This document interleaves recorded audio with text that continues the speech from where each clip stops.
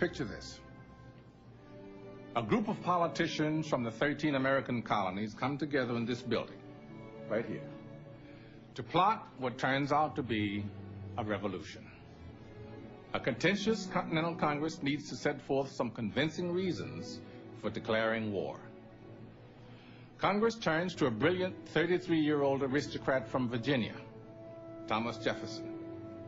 In a matter of days, the red-haired wonder writes one of the most celebrated manifestos for human freedom and self-government in the history of Western civilization.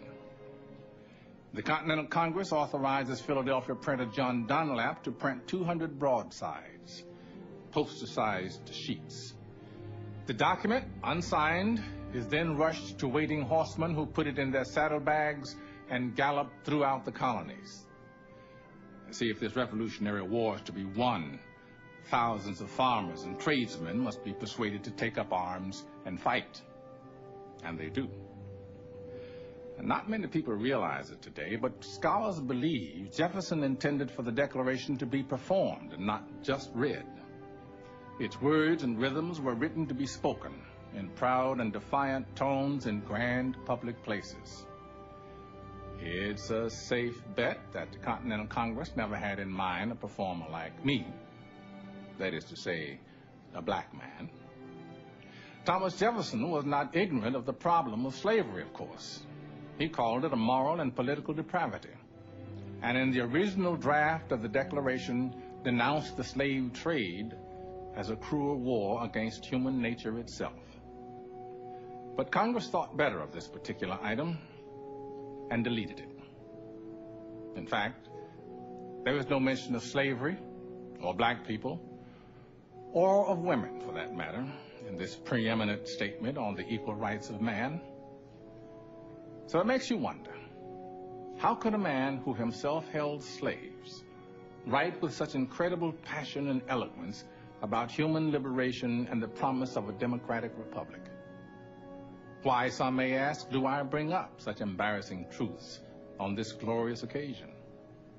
I answer, the real glory of the Declaration of Independence has been our nation's epic struggle throughout history to close the gap between the ideals of this remarkable document and the sometimes painful realities of American life. The Declaration symbolizes the birth of our nation, of course, but also the constant struggle to achieve its ideals. Consider, the words of this document inspired the French Revolution in 1789. 200 years later, the revolt of Chinese students in Tiananmen Square. It inspired Abraham Lincoln to issue the Emancipation Proclamation, Martin Luther King Jr. to fight for civil rights, and women's suffragettes to fight for the vote. This business of fulfilling the Declaration of Independence is a difficult struggle, but it is also an ennobling struggle. Jefferson called the Declaration an expression of the American mind. It is why this nation is so great and why I am so proud to be an American. Here now are those sentiments as first expressed in this very place. When, in the course of human events, it becomes necessary for one people to dissolve the political bands which have connected them with another, and to assume among the powers of the earth the separate and equal station to which the laws of nature and of nature's God entitle them. A decent respect to the opinions of mankind, requires that they should declare the causes which impel them to the separation.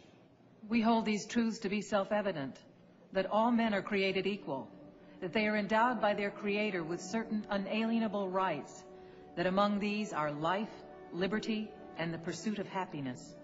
That to secure these rights, governments are instituted among men, deriving their just powers from the consent of the governed. That whenever any form of government becomes destructive of these ends, it is the right of the people to alter or to abolish it and to institute new government. Laying its foundation on such principles and organizing its powers in such form as to them shall seem most likely to affect their safety and happiness. Prudence indeed will dictate that governments long established should not be changed for light and transient causes. And accordingly, all experience hath shown that mankind are more disposed to suffer while evils are sufferable than to right themselves by abolishing the forms to which they are accustomed.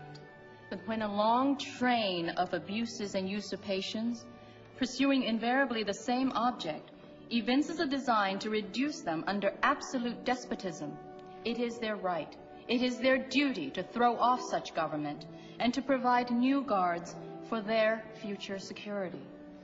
Such has been the patient sufferance of these colonies, and such is now the necessity which constrains them to alter their former systems of government. The history of the present King of Great Britain is a history of repeated injuries and usurpations, all having in direct object the establishment of an absolute tyranny over these states. To prove this, let facts be submitted to a candid world. He has refused his assent to laws the most wholesome and necessary for the public good. He has forbidden his governors to pass laws of immediate and pressing importance, unless suspended in their operation till his assent should be obtained.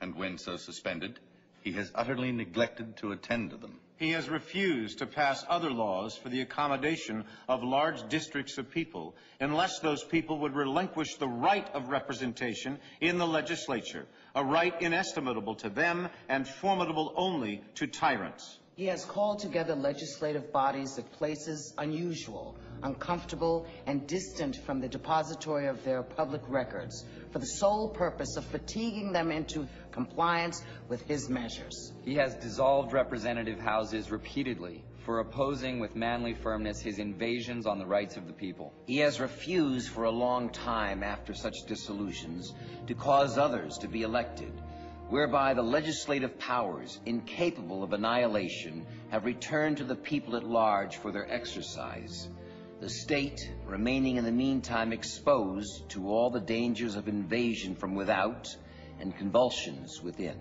He has endeavored to prevent the population of these states, for that purpose obstructing the laws for naturalization of foreigners, refusing to pass others to encourage their migrations hither, and raising the conditions of new appropriations of lands.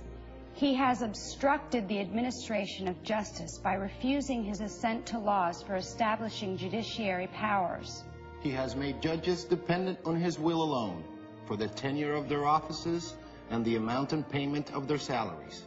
He has erected a multitude of new offices and sent hither swarms of officers to harass our people and eat out their substance. He has kept among us in times of peace standing armies without the consent of our legislatures. He has affected to render the military independent of and superior to the civil power. He has combined with others to subject us to a jurisdiction foreign to our Constitution and unacknowledged by our laws, giving his assent to their acts of pretended legislation.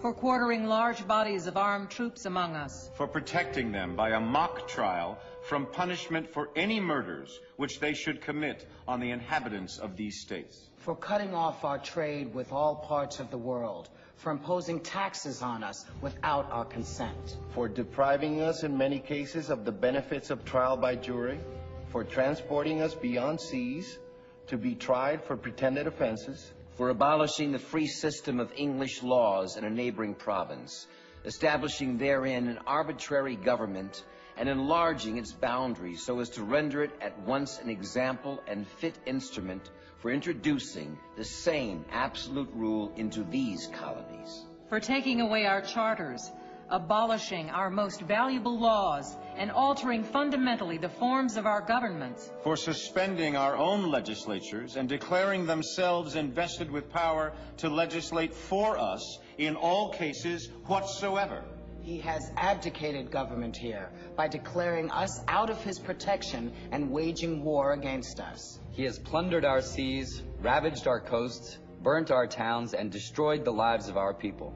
He is, at this time, transporting large armies of foreign mercenaries to complete the works of death, desolation, and tyranny, already begun with circumstances of cruelty and perfidy, scarcely paralleled in the most barbarous ages, and totally unworthy of the head of a civilized nation. He has constrained our fellow citizens taken captive on the high seas to bear arms against their country, to become the executioners of their friends and brethren, or to fall themselves by their hands. He has excited domestic insurrections amongst us, and has endeavored to bring on the inhabitants of our frontiers, the merciless Indian savages, whose known rule of warfare is an undistinguished destruction of all ages, sexes, and conditions. In every stage of these oppressions, we have petitioned for redress in the most humble terms.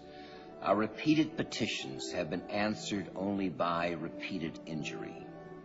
A prince whose character is thus marked by every act which may define a tyrant is unfit to be the ruler of a free people. Nor have we been wanting in attentions to our British brethren. We have warned them from time to time of attempts by their legislature to extend an unwarrantable jurisdiction over us. We have reminded them of the circumstances of our immigration and settlement here. We have appealed to their native justice and magnanimity. And we have conjured them by the ties of our common kindred to disavow these usurpations which would inevitably interrupt our connections and correspondence. They, too, have been deaf to the voice of justice and of consanguinity.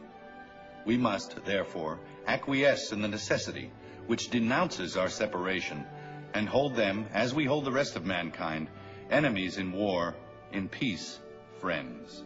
We, therefore, the representatives of the United States of America, in General Congress assembled, appealing to the Supreme Judge of the world for the rectitude of our intentions, do, in the name and by authority of the good people of these colonies, solemnly publish and declare that these united colonies are, and of right, ought to be free and independent states. That they are absolved from all allegiance to the British Crown. And that all political connection between them and the state of Great Britain is and ought to be totally dissolved. And that as free and independent states, they have full power to levy war, conclude peace, contract alliances, establish commerce, and to do all other acts and things which independent states may of right do. And for the support of this declaration, with a firm reliance on the protection of divine providence, we mutually pledge to each other our lives, our fortunes, and our sacred honor.